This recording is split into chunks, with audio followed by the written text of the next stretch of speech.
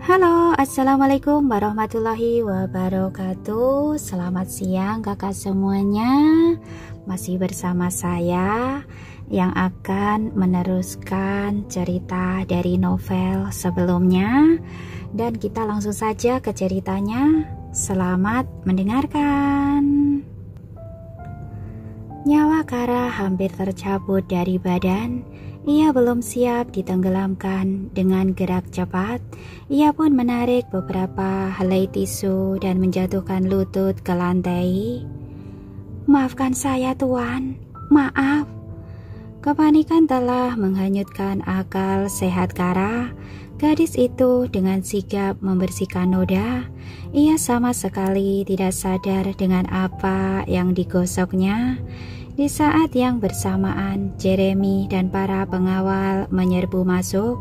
Mereka mengira sesuatu sedang membahayakan sang CEO. Frank belum pernah mengerang sekencang itu, namun begitu mendapati apa yang terjadi, mereka terbelalak. Kara pun tersentak dan Frank berkedip tanpa kata. "Maaf Tuan, kami pikir keadaan darurat." Jeremy memecah keheningan. Kemudian tanpa aba-aba, ia dan para pengawal keluar dari ruangan, meninggalkan Frank dan Kara yang masih mematung dalam keterkejutan. "Kau!" Hardik Frank ketika kesadarannya kembali utuh.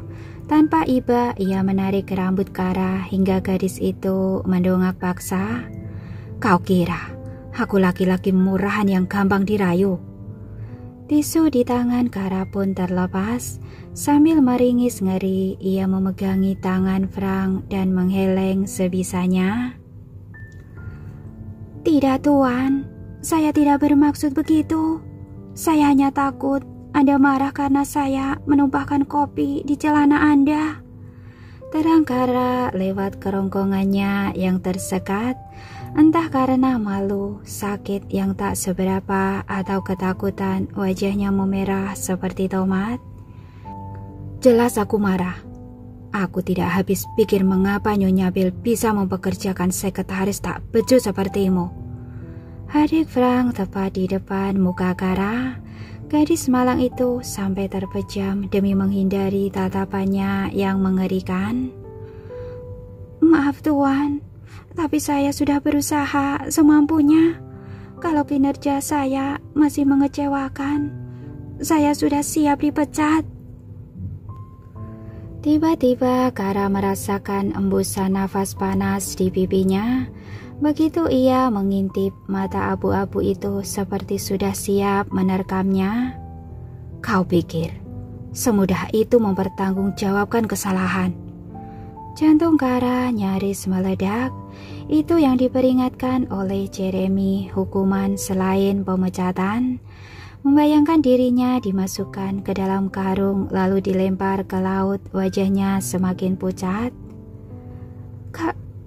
Kalau bukan dipecat, lalu apa?"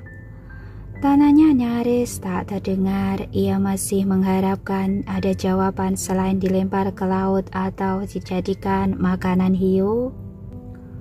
"Mulai detik ini, setiap kau melakukan kesalahan, gajimu akan dipotong 10%. Kara spontan menghela nafas. Ia masih punya kesempatan hidup dan bertemu anak-anak. "Terima kasih Tuan. Terima kasih. Saya berjanji tidak akan membuat kesalahan lagi." Melihat ekspresi lega Kara, kemarahan Frank langsung berubah menjadi keheranan. Di hari pertama saja, sekretaris barunya itu sudah 3 kali memancing emosi. Dengan pemotongan gaji sebesar itu, Kara tidak akan mendapat sepeser pun dalam 4 hari. Apa yang membuatnya masih sanggup tersenyum? Tidak hanya itu, Frank menambahkan, setiap hari kau harus menyortir email yang masuk secara manual. Tim administrasi akan mencetaknya untukmu. Jika pagi berikutnya hasil kerjamu tidak ada di mejaku, masa kerja minimalmu akan ditambahkan 10 hari. Lengkung bibir Kara kembali menghadap bawah. Untuk perusahaan sebesar Xavier Group, ia yakin email yang masuk pasti ratusan dan harus diteruskan kepada CEO bisa puluhan. Bagaimana ia bisa menyelesaikannya tepat waktu? Frank pasti sengaja membuatnya bekerja melebihi batas. Dan mulai besok pagi, Aliskara kembali bergerak naik. Siapkan sarapan untukku. Jika menu yang kau bawakan tidak sesuai, aku sungguh akan melumatmu. Mengerti? Kara mengangguk kaku. Dalam hati ia bertanya-tanya apa maksud ucapan Frank itu. Semakin banyak skenario mengerikan yang terbayang olehnya, semakin besar penyesalan bertumbuh. Sebelum pikiran negatif menghancurkan semangatnya, ia menarik nafas dalam-dalam. Aku tidak boleh menyerah. Ini hanya 3 bulan. Aku harus bisa bertahan demi sekembar. Baiklah, saya tidak akan mengecewakan Anda, Tuan. Sejak detik itu, Kara tidak lagi mendebat perintah Frank. Ia hanya fokus dengan tumpukan kertas email di mejanya. Bahkan ketika Frank memintanya untuk merapikan dokumen di rak, menyusun buku-buku ataupun tugas-tugas kecil lainnya yang tak berguna, ia melaksanakannya dengan sigap. Ia hanya ingin pulang tepat waktu dan merayakan pekerjaan barunya dengan si kembar. Malangnya saat jam pulang tiba, tugasnya masih menumpuk. Kara terpaksa lembur. Anak-anak berkata bahwa mereka bisa menunggu. Namun ketika Kara tiba di rumah, mereka sudah terlelap. Pagi berikutnya, Emily masuk dapur sambil menggosok mata. Rambut tebalnya agak berantakan. Di tangannya terselip sebuah boneka lemon yang memiliki wajah, kaki, dan tangan. Mama. Halo, madu kecil. Kara meletakkan pisau lalu menyambut Emily dalam dekapan. Apakah tidurmu nyenyak? Emily mengangguk malas. Semalam Mama pulang jam berapa? Kenapa terlambat? Apakah CEO menyebalkan itu menyulitkan Mama? Sambung Lois sambil memasuki dapur dengan mata setengah terbuka. Tanpa aba-aba, ia ikut masuk ke dekapan Kara. Mendengar celetukan putranya, Kara tertawa kejut. Ia tidak bisa membayangkan bagaimana reaksi malaikat kecilnya kalau tahu bahwa Frank Harper adalah ayah mereka. Mama baru masuk kerja. Wajar kalau pekerjaan Mama banyak. Apakah kalian kesal kita gagal berpesta? Aku tidak kecal, hanya cetik-cetik. Emily menjepit udara dengan telunjuk dan ibu jarinya yang mungil. Tapi Lois malah-malah. Dia terus mengatakan kalau CEO jahat itu yang melarang Mama pulang. Mama, kalau CEO itu jahat kepada Mama, katakan saja kepadaku. Aku bisa mengajarnya. Lois mengepalkan tangan di depan muka. Otot kecilnya sukses membuat Kara tertawa. Kamu sering menyebut CEO itu. Memangnya kamu tahu dia siapa? Kara mengelus pipi tembam putranya. Tahu? Lois mengangguk tanpa terduga. Dia orang yang memimpin perusahaan. Dia kaya dan punya kekuasaan. Aku tahu dari buku yang dibacakan Emily kemarin di perpustakaan. Mendapat jawaban serius dari Lois, alis Kara melengkung tinggi. Matanya berbinar-binar memancarkan rasa bangga sekaligus iba. Ayah si kembar adalah CEO kaya yang disegani banyak orang, tetapi anak-anaknya harus hidup sederhana dan bahkan terancam tidak bisa masuk sekolah. Kalian suka perpustakaan itu? Tanya Kara memalsukan senyuman. Iya, buku-buku di sana lebih banyak, ruang membacanya lebih luas, dan bahkan ada ruang seminal. Pengunjungnya juga lebih ramai. Lois beberapa kali ditegur nenek karena mengganggu mereka. Mendengar laporan saudara kembarnya, mata Lois membulat.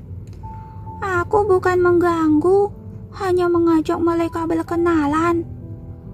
Lois, kamu tahu kalau perpustakaan adalah tempat membaca, bukan?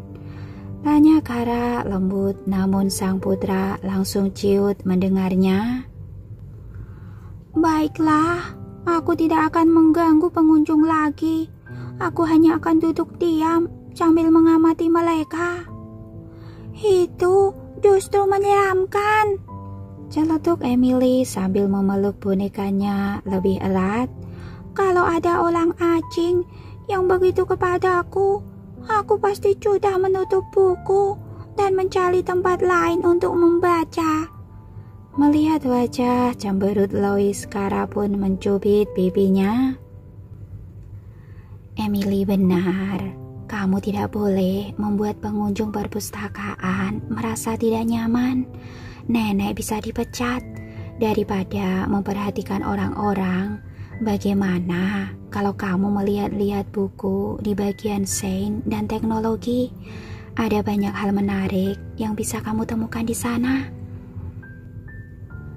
Termasuk mobil keren dan drone terbang. Mata Lois kembali berbinar ketika mendapat jawaban positif dari sang ibu. Kedua tangannya terangkat ke pundak adiknya. Emily, kita harus mengunjungi bagian itu nanti. Itu bacaan laki-laki. Aku tidak tertarik. Aku berencana mengunjungi bagian dongeng dan cerita anak hari ini. Lalu siapa yang akan membacakan buku untukku? Timbal Lois dengan nada kecewa. Kamu baca saja sendiri. Emily mengangkat bahu lalu mengecup pipi Kara. Mama, aku mau mandi dulu. Belum sempat Kara menimpali, Lois sudah mengguncang lengan Emily. Ayolah Emily, huruf-huruf itu membosankan. Jangan malas, kamu tidak akan lancar membaca kalau terus mengandalkanku. Bukan malas, tapi setiap buku menjadi lebih menarik kalau kamu yang membacakan. Lagi pula, tidak ada ruginya kamu membacakan buku untukku. Kamu mendapat ilmu dan juga pahala. Melihat bagaimana anak-anaknya berdebat, hati Kara menghangat. Emily bahkan belum masuk TK, tetapi sikapnya sangat dewasa. Sedangkan Lois, bocah itu memang masih kekanakan, tetapi bicaranya seperti pebisnis hebat. Kalian harus menjadi orang-orang sukses, malaikat kecilku. Buktikan bahwa kalian bisa tumbuh dengan baik, meskipun tanpa kehadiran seorang ayah. Begitu wajah si setan cabul melintas, keharuan Kara langsung surut tanpa membuang waktu lagi. Ia menyiapkan sarapan, makan bersama anak-anak dan sang ibu, lalu berangkat kerja. Namun hingga jam 10 pagi, Frank Herbert belum juga tiba. Penasaran Kara pun menghubungi Jeremy. Ternyata sang CEO dijadwalkan untuk menghadiri beberapa proyek amal. Ia tidak akan datang ke kantor hingga besok pagi. Dia mempermainkanku. Sambil memejamkan mata, Kara memadamkan kegeraman. Tenang Kara, lihatlah sisi positifnya. Kamu bisa pulang tepat waktu dan mengajak si kembar makan di Prince dan Princess Resto. Kara tersenyum membayangkan kedamaian. Tanpa ia ketahui, salah satu tempat yang akan dikunjungi bosnya adalah perpustakaan Xavier, tempat anak-anaknya berkeliaran dengan bebas. Di balik sebuah dinding, Emily mengintip sambil memeluk sebuah buku dongeng. Mata bulatnya tampak lucu. Ia memang selalu terlihat manis, bahkan saat sedang was-was. Lois, tidak mungkin mencari peluang Ceminal kan? Gumam Emily sembari celingak-celinguk. Ia sudah bosan membaca buku tentang mobil. Setelah yakin situasi aman, gadis mungil itu berbalik. Malangnya ia malah menabrak kaki seseorang. Aduh! Emily terpental dan mendarat dengan bokongnya. Buku yang ia pegang terlempar entah kemana. Merasa sakit dan terkejut, bibir mungilnya pun menguncup. Di bawah alisnya yang berkerut, air mata mulai berkumpul. Kalian sudah bosan bekerja denganku, ha? Bagaimana mungkin anak sekecil ini bisa lolos dari pengawasan? Mendengar hadikan itu, Emily memeluk diri sendiri. Kepalanya tertunduk semakin dalam ketika ketakutannya tidak lagi terbendung. Tangisannya pun pecah. Hei, aku bukan memarahimu. Sang pria menekuk lutut. Dengan hati-hati ia menyeka air mata yang membasahi pipi tembam Emily. Sekilas ia tampak peduli, padahal ia hanya takut jika ada saksi yang mengatakan bahwa dirinya kejam terhadap anak-anak. Citra sempurnanya bisa rusak. Maafkan aku tidak sengaja, isak Emily dengan suara gemetar. Aku tahu, jadi berhentilah menangis. Sang pria mengusap kepala Emily, namun bukannya mereda. Tangis gadis mungil itu malah bertambah kencang. Emily paling benci jika ada yang mengacak rambutnya. Tuan Harper, gadis kecil ini anak manusia, bukan anak anjing. Anda harus memberikan pelukan dan tepukan pelan di punggung untuk menenangkannya. Pelukan? Frank Harper terbelalak, tatapannya tertuju pada ingus yang menggantung di ujung hidung Emily. Kau saja. Tapi Anda yang menabraknya. Anda yang harus bertanggung jawab. Frank menelan ludah. Ia tidak mau jas biru edisi terbatasnya dikotori ingus balita. Apakah ada tisu? Ia juga tidak mau sapu tangan sutranya ternoda. Jeremy dengan cekatan menyodorkan tisu, namun bukannya mengambil, Frank malah melotot. Kau menyuruhku membersihkannya? Bisiknya sinis. Belum sempat Jeremy menjawab, Emily sudah lebih dulu menarik tisu dan membersihkan hidung. Ia kesulitan bernafas jika tidak segera membuang ingus.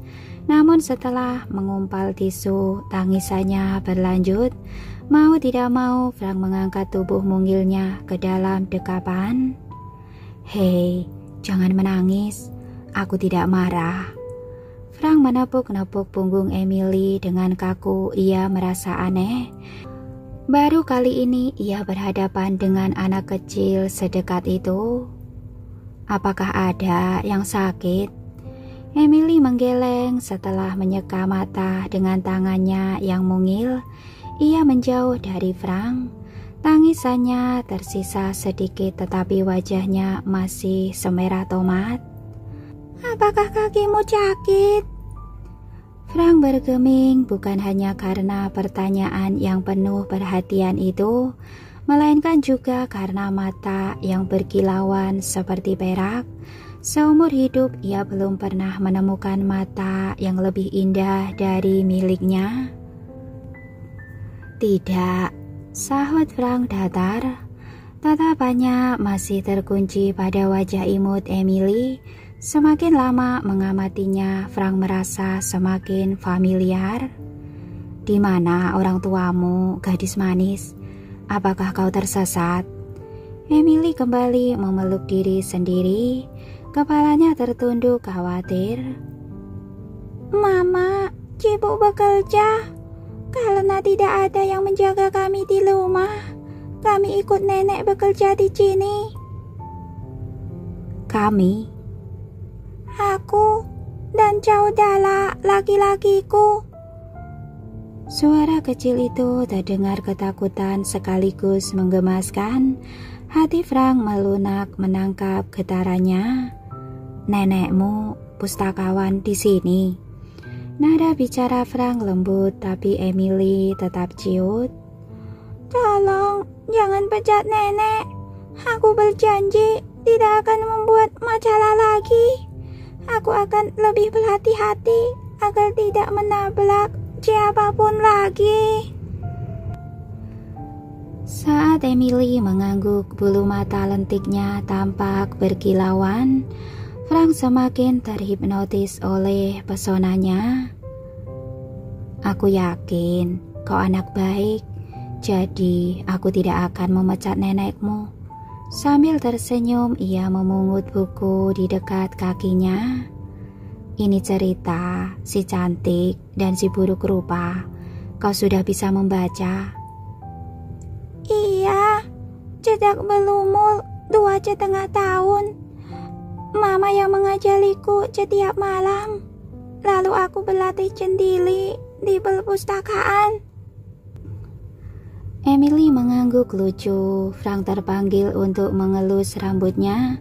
Namun sebelum jarinya tiba, balita itu menutupi kepalanya dengan kedua tangan. Tolong, jangan mengajak rambutku lagi, Tuan. Aku tidak suka rambutku berantakan, pintanya dengan wajah cemberut. Frank kembali tertegun sambil memikirkan kemiripan gadis kecil itu dengan dirinya. Ia mengamati pakaian Emily memang tidak mahal tetapi sangat rapi. Gadis itu bahkan menyimpan sapu tangan yang menyembul dari saku celananya. Siapa namamu, anak pintar? Gadis bermata bulat itu sempat ragu, namun setelah mendesah cepat ia menjawab, Emily Martin. Jantung Frank spontan melompat, matanya terbelalak menatap wajah di hadapannya. Ia baru sadar gadis itu mirip dengan sekretaris barunya dan nama belakang mereka sama. Mungkinkah kecurigaannya benar? Kara adalah gadis dari 4 tahun yang lalu dan Emily adalah putrinya. Berapa umurmu? Tanya Frank spontan. Emily tiba-tiba mengerutkan alis. Bukannya menjawab, ia malah menggeleng. Maaf Tuan, Mama bilang kami tidak boleh membagikan informasi pribadi kepada orang asing. Tapi kau sudah memberitahukan namamu. Itu bentuk dari tanggung jawab. Siapa tahu lututmu sakit dan kau mau menuntutku. Kau bisa datang ke sini lagi dan mencariku. Frank terkesima, jawaban itu terlalu dewasa untuk Emily. Sekretaris bodoh itu tidak mungkin melahirkan anak sejenius ini. Pasti hanya kebetulan jika nama belakang mereka sama. Selagi Frank tenggelam dalam perenungan, Emily mengangguk hormat. Sekarang, permisi Tuan. Aku harus menemui saudaraku. Aku takut dia menabrak orang lain kalau terus mencariku. Dengan mata berbinar, Frank menatap punggung mungil Emily menjauh. Rambut tebal terajun indah mengimbangi langkahnya. Untuk pertama kalinya dalam sejarah, Frank Harper tertarik pada anak-anak. Bukankah anak itu sangat lucu? Bisik Jeremy menatap ke arah yang sama. Dia bahkan berhasil mencuri perhatian CEO paling dingin sedunia. Apa Anda mau mencari ibunya, Tuan? Sepertinya dia ibu tunggal. Anak itu tidak sekalipun menyebut ayahnya.